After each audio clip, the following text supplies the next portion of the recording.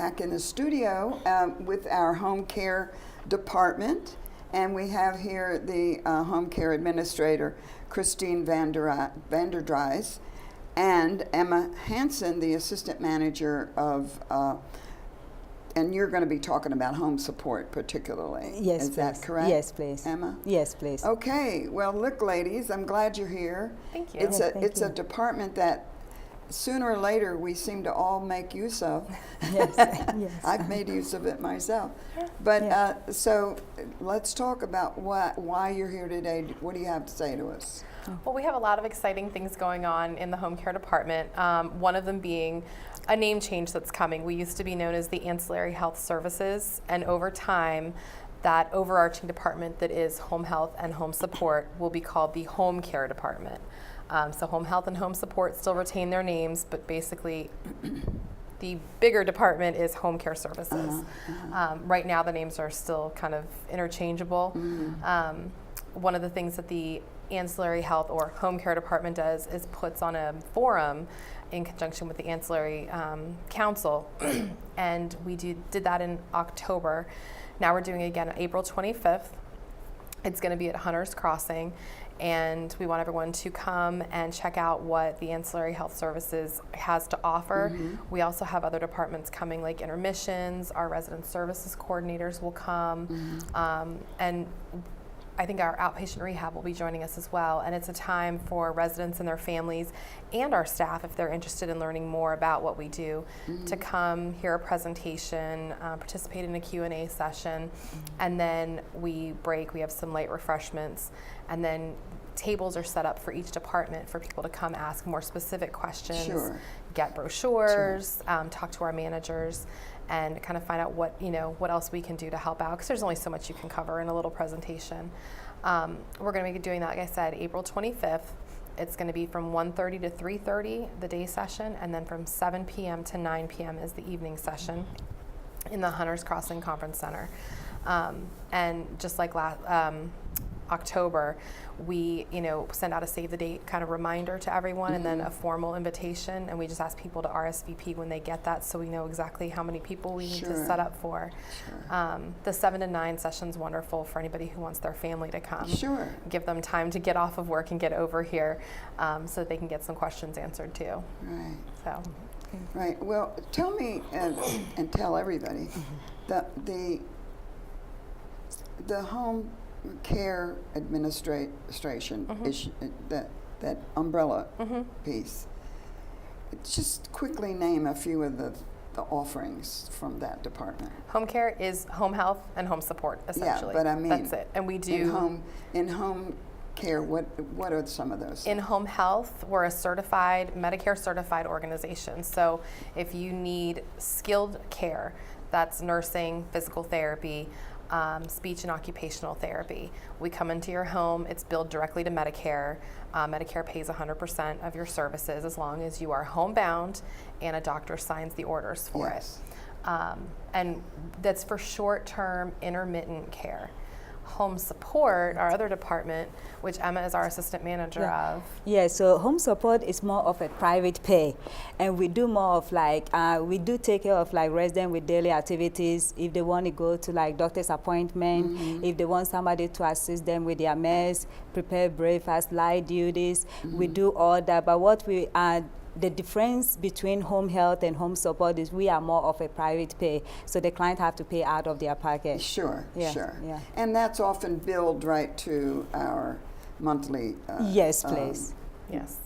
Your monthly bill. statement. Your monthly statement. Fees, yeah. Yes, please. Yeah, and that's how that's handled. Yes, and also with home support, we do long-term care. So if you have a long-term care services, you can get in touch with us, and we'll help you set it up. Yeah.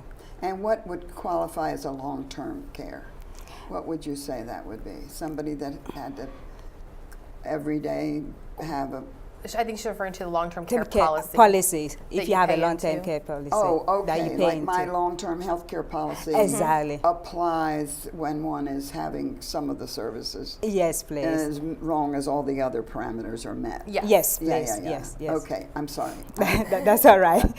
I thought you were speaking of the care rather than the policy. No, the policy. But it's a good Long-term point. The long-term care that we can provide, kind of bridges the gap between independent living and assisted living. So, you know, some people start out with just a medication reminder or an escort to dinner, and we go up from there. So we have residents that basically almost get assisted living in their apartment through our service with our aides because they want to stay in IL and age in place until they really do need that skilled care over at Garden Ridge. So it's a nice ability to transition between the two. Right.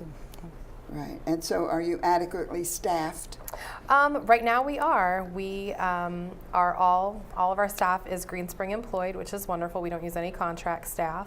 We are constantly doing career fairs, both internally and externally. So we partner with HR and Garden Ridge to put on a career fair monthly. And we bring people in from outside the gates. And I think it's awesome because it's an open forum for them to come in. I think sometimes that coming on campus or walking into an employer that you want to work for sometimes is a little scary, but this is just a time for them to come in. They come to our career fair that we do in conjunction with Garden Ridge. And so sometimes ahead of time they have an idea of which department they want to interview for. Sometimes they interview for both because they're interested in either, you know, location. Depending on their own qualifications. Right. And then, you know, we've had a couple people that were internal candidates that worked in different departments here who had gone to CNA school but hadn't gotten their, you know, their certification yet. So they wanted to work at Greenspring. They took a job in dining or housekeeping and just waited for the right opportunity. And we've moved people from other departments through those career fairs, I've which been has been served great. by some of that staff who say they're in school. I usually talk to them and find out. So it's nice to, you know, recruit from our own, you know, our own home base here. But we have a really nice turnout for our career fairs, which is wonderful. And as a matter of fact, we're having one today, starting at 11. We in are. Garden Ridge. Where is that one located? It's going to be at Garden Ridge. Over at Garden Ridge? At Garden Ridge, yes. Yep. And I'm sure you get notices out to the current staff then through their instrument, whatever, emails or whatever. We do. We have a bulletin board for our home support staff, and I'm sure Garden Ridge messages to their staff as well. And we also offer a recruitment bonus. So if one of our staff refers somebody and they are employed with us for a certain period of time, they get a nice little bonus for referring an awesome candidate to us. So we kind of, you know, make that known to them as well. Oh, that's good. And we've had a few people come through that way, which is great. That word of mouth referral from our staff is really wonderful. Yes. Now I do know that there are out of the gate contractors here that work for particular residents. Either they've learned of them through word of mouth, or they engaged them years ago, maybe before there was this service here. But anyhow, how do those folks fit in? Are they invited to join our staff?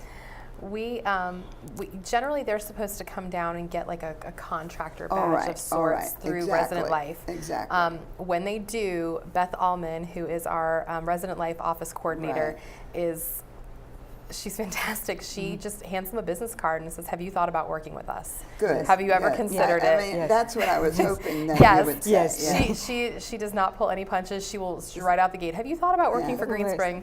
When I see people in the hallway wearing them or wearing another agency badge, I do the same thing. I'm like, "Have you thought about, you know, maybe you should pop over to HR. They've got an application on Taleo you can fill out." I've been in the elevator with those folks, and I say the same thing to them. You don't work for us, do you? And you ever thought of it? It's a good place, you know, or something. And I think the forum is also, that I was talking about in April, is going to be a good opportunity too to learn about why it's a benefit to use Greenspring versus outside agencies or independent contractors, because there, you know, there is a liability that you assume when you use somebody that you find on Craigslist or Care.com that you don't run into when you're hiring Greenspring to do your care. There's always a recourse here to yes, absolutely. Exactly. Yes, and one thing I'll add to that is sometimes I do get a calls from some of the residents asking, you know, where is my aid is, thinking that is from home support.